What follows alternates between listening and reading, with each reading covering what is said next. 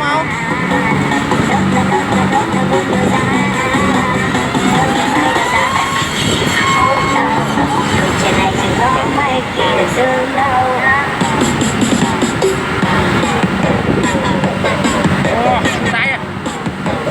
chứ à thôi mình nói chứ à là bên chính căn sai thôi nhỉ trên nhỉ bên trên nhỉ trên nhỏ bé tiền về chạy à tiền về trong nó đánh ba đó nè một lẽ nó trên nhỉ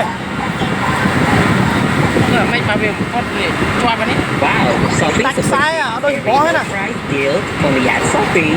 Deal from 1,000 real. Freeze it up to 20,000 real. Shopee, super cheap. Download Shopee now. Đấy nó lại lẹ thôm mà.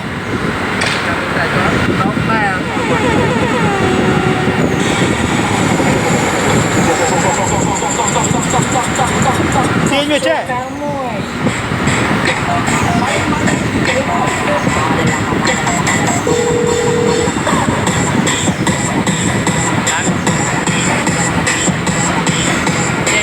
Chơi nhất, chơi nhất.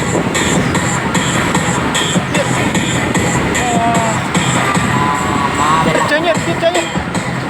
Tiền nữa đi. Đặt trên đi. Phật lẹ lâu ấy đó. Chưa.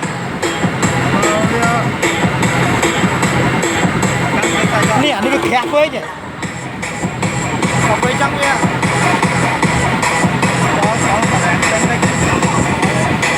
Phật trăng nắng Việt chơi nhá. Việt chơi. Đánh chó ngay.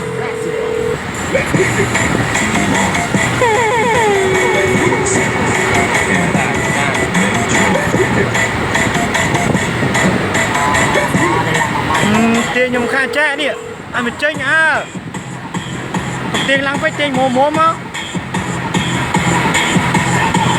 Hạp tiền cái gì? Vậy tiền một trẻ, anh mà chơi à.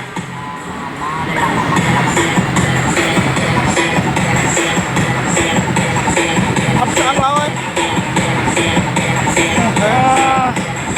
Tao tê, nấu chop nè. Tao tê nè, nấu chop bạn nè.